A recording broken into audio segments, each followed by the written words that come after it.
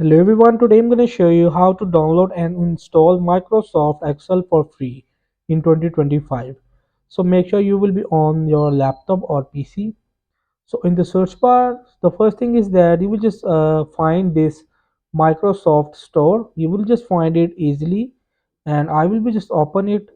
And when it's load completely, so you will just in the search bar write Office 365 simply. I will just tap on it. So if I just scroll down and I will just show you which is the free version. So this one, I already installed it. Here you will see Microsoft 365 with Copilot collaboration. So I will already download it. So you will just download it from here and you will get the free option right over here.